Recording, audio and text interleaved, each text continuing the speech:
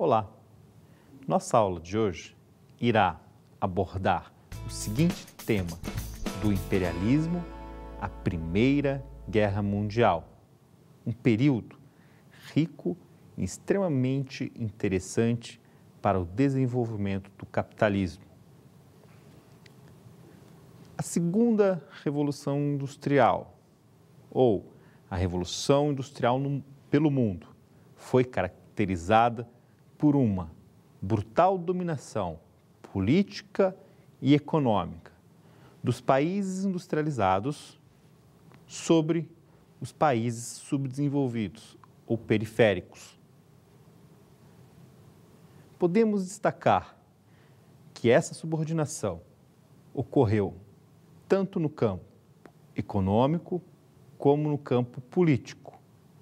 Por exemplo, no caso brasileiro, esse imperialismo, ou melhor ainda, essa subordinação econômica foi dada no campo econômico. Entretanto, em outros países, por exemplo, a Índia, essa subordinação e esse imperialismo ocorreu no campo econômico e, sobretudo, também político, pela dominação inglesa. Nesse sentido, abordaremos o tema o imperialismo entre 1870 a 1914, início da Primeira Guerra Mundial. Economicamente falando, o imperialismo, ou seja, a industrialização dos países desenvolvidos e sua exploração sobre os países periféricos, economicamente falando, elas podem ser caracterizadas pelo desenvolvimento do capitalismo monopolista. Gostaria de frisar com vocês essa expressão, capitalismo monopolista. 2 pontos. Esse capitalismo monopolista, ele não se caracteriza simplesmente pelo fato de ter uma única empresa industrial organizando e determinando preços e produções no mercado. Não é isso só. O capitalismo monopolista deve ser entendido num sentido mais amplo, de acordo com a literatura econômica.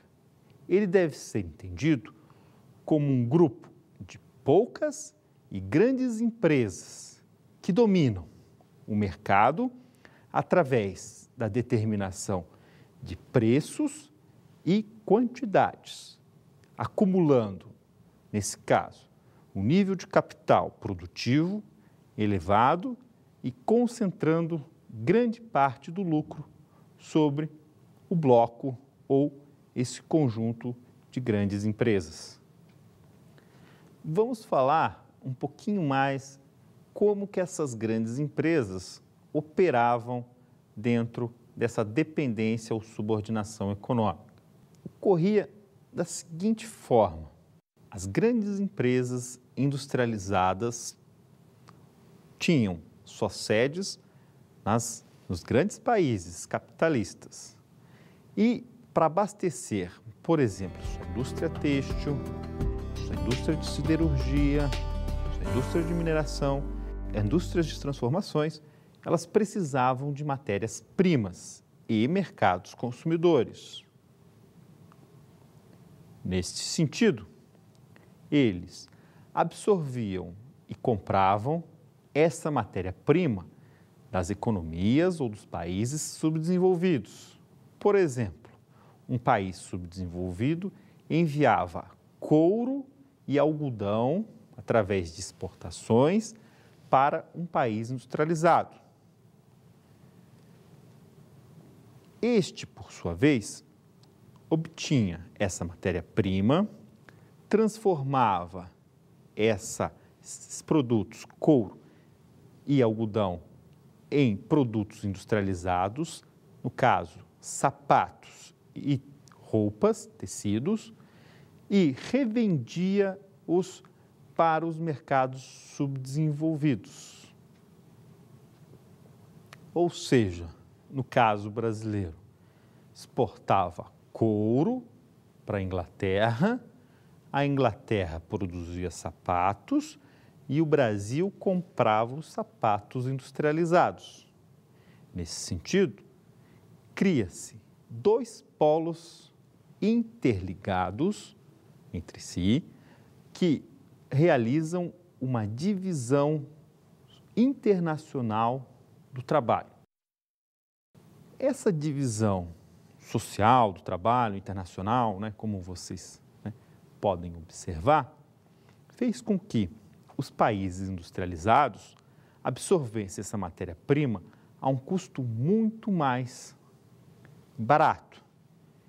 E, pelo fato deles concentrarem o capital, eles conseguiam produzir sapatos e tecidos, e equipamentos a um preço muito mais elevado e vendiam para os países subordinados a um preço extremamente de monopólio, a um preço extremamente elevado. Nesse sentido, eles absorviam, através dessa interligação econômica, grande parte da renda produzida no mundo. Então, o imperialismo mundial ou o desenvolvimento na segunda revolução industrial do capitalismo, do monopólio, foi um desenvolvimento extremamente concentrador de riqueza e de lucro. No caso da América, o grande país industrializado, na época, eram os Estados Unidos. Vamos ver o caso deles. O imperialismo na América seguiu a doutrina Monroe, 1823, que reafirmava a posição dos Estados Unidos contra o colonialismo formal europeu neste continente. Estabeleciam uma ideia de que a América era para os americanos e, de certa forma, garantindo uma parte expressiva desse mercado aos Estados Unidos. Então, a lógica que vocês observaram, a América para os americanos, representava nada mais de que os Estados Unidos queriam se beneficiar das matérias-primas do nosso continente e se beneficiar também da exploração do nosso mercado consumidor, pela lógica que a gente acabou de expor. No caso da América, cabe a gente destacar alguns exemplos interessantes. Primeiro, o caso de Uruguai e da Argentina, grandes produtores de bois, de agropecuária e, consequentemente, também grandes exportadores desses produtos para o mercado americano e para o mercado europeu. Por exemplo, no caso da Argentina, suas exportações de carne congelada em 1890 eram de 27 mil toneladas. Já em 1914, na véspera da Primeira Guerra Mundial, suas exportações já eram de 376 mil toneladas ao ano. O segundo grupo de países do continente americano refere-se ao México, Chile, Peru, Bolívia e Venezuela, grandes exportadores de minério, por exemplo, de cobre, bauxita e petróleo para os países industrializados. No caso desse grupo de países produtores de minérios, uma característica que a gente pode observar marcante no seu processo produtivo. A produção desses minérios, por envolver um grande custo inicial nas suas empresas, normalmente era realizada por grandes empresas internacionais. Com isso, empresas internacionais instalavam-se nesses países, produziam os minérios necessários, né, para formar um grande volume de matéria-prima, elas eram enviadas para os países industrializados, que, consequentemente, iriam transformar aquela matéria-prima. O terceiro grupo de países que vivia sob o domínio do imperialismo, sob a lógica do imperialismo, encontra-se na América Central, no caso do Caribe, e Colômbia, Equador e Brasil. Esses países eram grandes produtores e exportadores de café e cacau. Se a gente observar, fazendo uma breve análise do caso brasileiro, a infraestrutura da atividade produtiva do café era toda voltada para exportação desse produto, grande parte, né? Então, se a gente pegar as ferrovias na época, eram ferrovias que ligavam o interior para o litoral, no fato desse café ser exportado para os mercados consumidores industrializados. Então, vimos o imperialismo na América. Agora, cabe a gente destacar o imperialismo na África, que foi muito mais cruel do que o imperialismo na América. Alguns pontos devem ser destacados. A África já era, de certa forma, dominada pelo Império Britânico e pelo Império Francês. Entretanto, com o desenvolvimento e a Revolução Industrial na Alemanha, no final do século XIX, entre 1870 a 1900, a Alemanha ganha espaço dentro da economia internacional e, com isso, busca uma nova divisão e uma nova discussão sobre a dominação do território africano. Nesse sentido, no inverno de 1884 para 1885, as grandes potências mundiais europeias se reúnem em Berlim para discutir e realizar uma divisão mais harmônica dos territórios africanos. Essa reunião ficou conhecida como a Conferência de Berlim.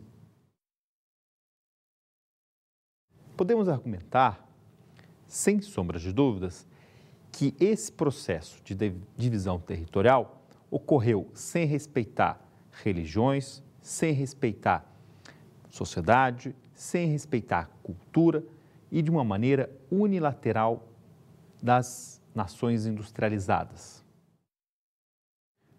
Vamos analisar como que a África ficou dividida.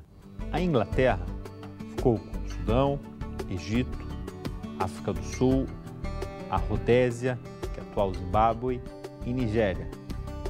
Já a França ficou com a Argélia, Madagascar, Marrocos, África Ocidental e África Equatorial. A Alemanha ficou com Camarões, África Oriental e África Sudeste, atual Namíbia. A Itália obteve as regiões Somália e Líbia, Portugal, Angola e Moçambique, Espanha, Marrocos espanhol e, por último, Bélgica, Congo. Essa divisão que a gente acabou de observar foi política e econômica sobre todo o território africano. No caso da Ásia, não foi muito diferente.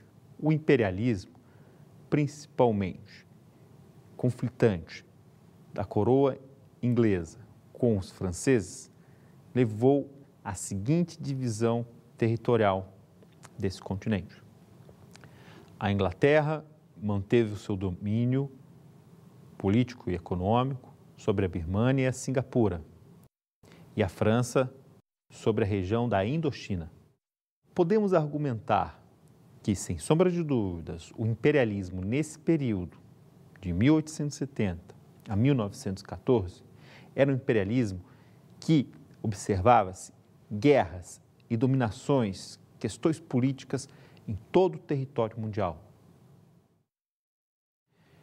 Nesse sentido, os países europeus, ou seja, as grandes potências, elas tinham que buscar formas de se proteger para um grande ou um possível conflito a nível mundial. A Tríplice Aliança foi originalmente formada pela Alemanha e o Império Austro-Húngaro, no sentido da Alemanha defender esse império de um possível ataque russo.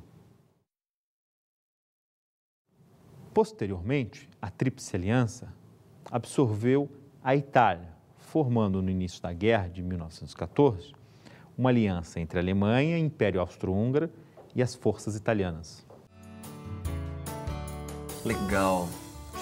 Em 1894, a Aliança Franco-Russa tentou equilibrar as relações militares e, sobretudo, se preparar para o avanço das tropas alemãs. Em termos geográficos, essa aliança foi muito importante para tentar, se fosse o caso, neutralizar a expansão da Alemanha e de seu principal aliado, o Império Austro-Húngaro na Europa, pelo menos, né?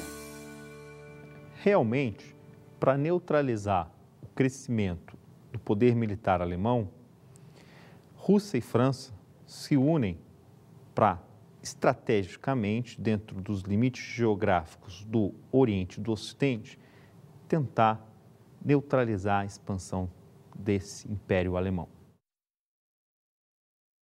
Já com esses dois polos de forças militares na Europa, realmente o assassinato do arquiduque Francisco Ferdinando em 1914 foi a gota d'água para a Primeira Guerra Mundial.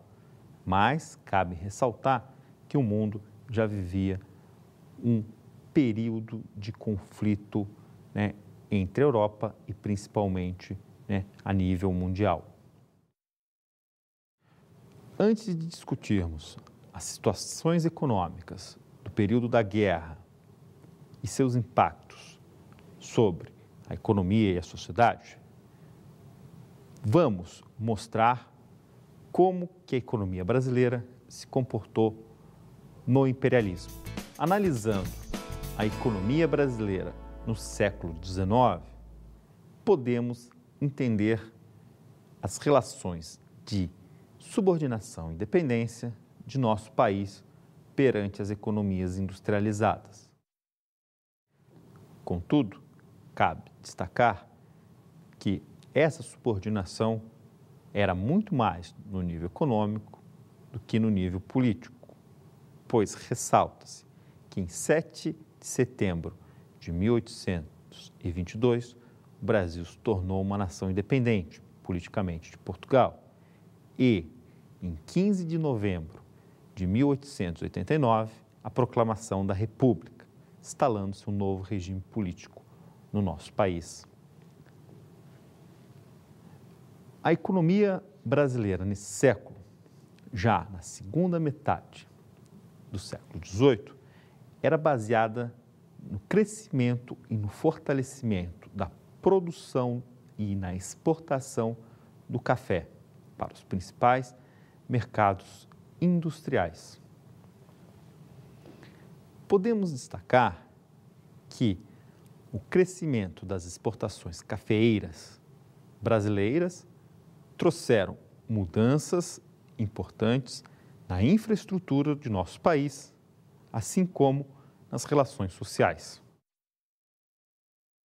No caso do café, ele possibilitou um crescimento do mercado doméstico em dois segmentos. Os donos proprietários das terras eram grandes mercados consumidores de importados, devido ao seu crescimento da renda. No caso da mão de obra já assalariada, apesar de ser uma mão de obra baixíssima, ela formava, né, um nível de consumo interno, propiciando o crescimento desse mercado doméstico. A infraestrutura que merece destaque, no caso brasileiro, é o crescimento das ferrovias que ligavam o interior, produtores de café, ao litoral, que eram embarcadas em navios e exportadas para os mercados consumidores. O crescimento da malha ferroviária foi significativo. Passou de 223 quilômetros em 1860 para 3.398 quilômetros em 1880 e para 9.973 quilômetros em 1890, transportando toneladas de café do interior para os portos. Setores financeiros como Bolsa de Valores, bancos comerciais e infraestrutura básica de iluminação e saneamento também se beneficiaram e se desenvolveram com as exportações do café. O crescimento populacional foi expressivo. Estima-se que em 1818 o Brasil tivesse 3,8 milhões de habitantes, 11,7 milhões em 1880 e em 1889, 14,3 milhões. Como vocês acabaram de observar, o desenvolvimento da indústria cafeeira foi fundamental para estabelecer uma infraestrutura básica para o Brasil. Contudo, destaca-se que o país, na virada do século XVIII para o século XIX, não era uma nação industrializada. E agora, vamos analisar como as grandes potências mundiais industrializadas se guerrearam na Primeira Guerra Mundial, de 1914 a 1918. Gostaria de destacar para vocês que o crescimento do imperialismo e o desenvolvimento do capitalismo na Europa também significou uma grande expansão na produção militar. Iremos analisar dois conjuntos de dados. O primeiro deles fala sobre o efetivo militar e naval das principais potências mundiais. E o segundo, que iremos analisar, fala sobre a produção de ferro e de aço também nessas grandes nações.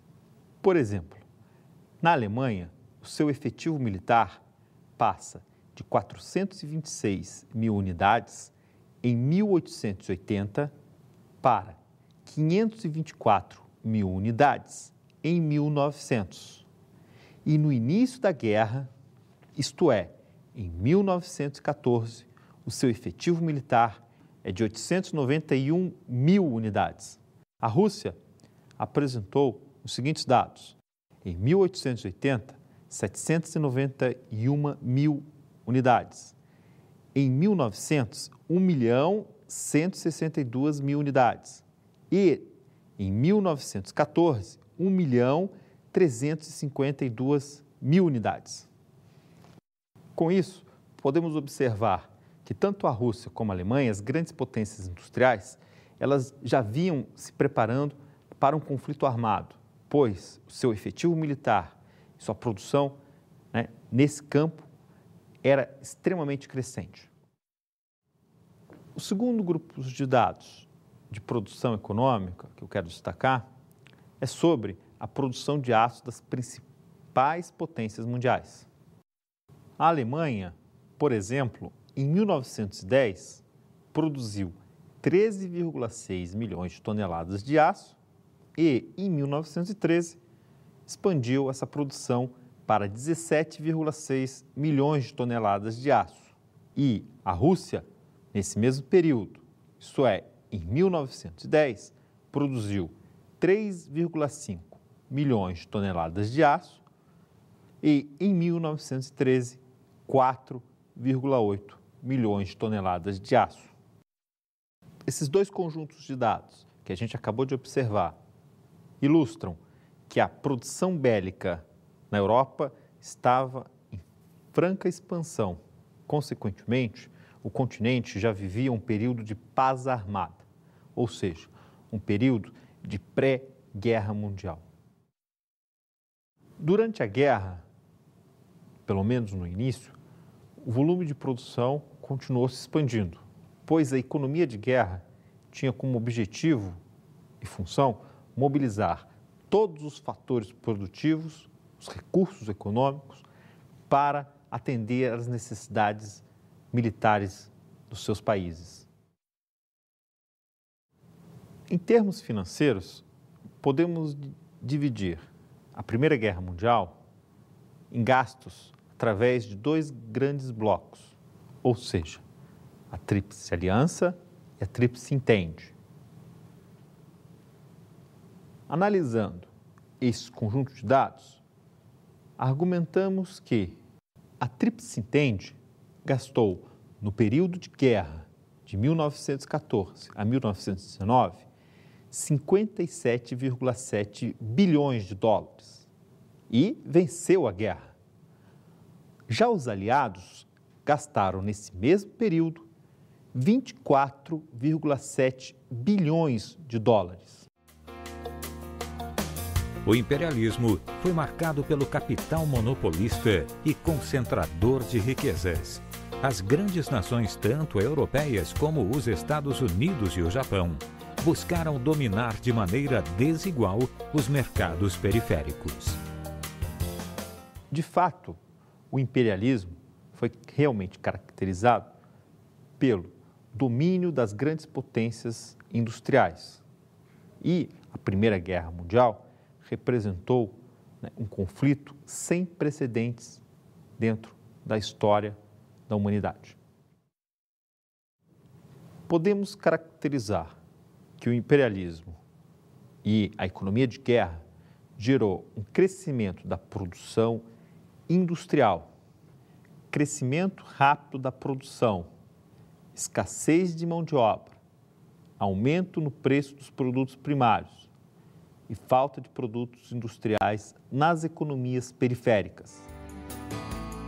Olha o que eu achei. Os Estados Unidos da América passam a ser os maiores credores internacionais, financiando mais de 4 bilhões de dólares. O Japão passa a obter praticamente todas as colônias da Alemanha no Pacífico. E a Alemanha, a maior devedora mundial, perde territórios como a Alsácia-Lorena para a França e a Prússia Ocidental para a Polônia. E o Império Austro-Húngaro é dividido, originando nações independentes: Áustria, Hungria, Iugoslávia e Tchecoslováquia. Realmente, os Estados Unidos, após a Segunda Guerra Mundial, quando viram os grandes credores internacionais, em termos de mercado financeiro, tornam-se a principal liderança a nível mundial. Neste período, a Inglaterra perde poder relativo para o crescimento americano e, com isso, mudando o polo de desenvolvimento econômico. De uma visão geral, o imperialismo realmente proporcionou um crescimento das economias industrializadas pelo mundo. Entretanto, com a Primeira Guerra Mundial, tivemos dentro da Europa uma perda significativa de poder econômico da Alemanha, da Inglaterra, da França e da Rússia, que estava, na época do final da Primeira Guerra Mundial, passando por uma revolução socialista.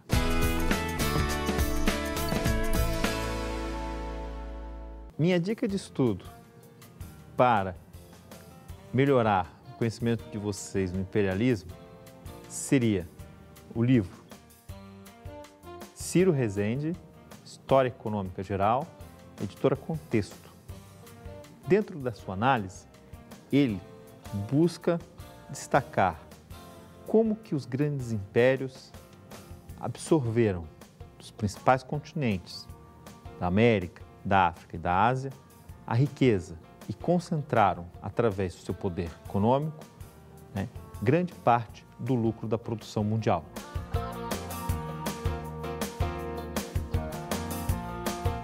Já a minha dica de estudo para a história econômica da Primeira Guerra Mundial está no livro de Paul Kennedy, Ascensão e Queda das Grandes Potências Mundiais, da editora Campos.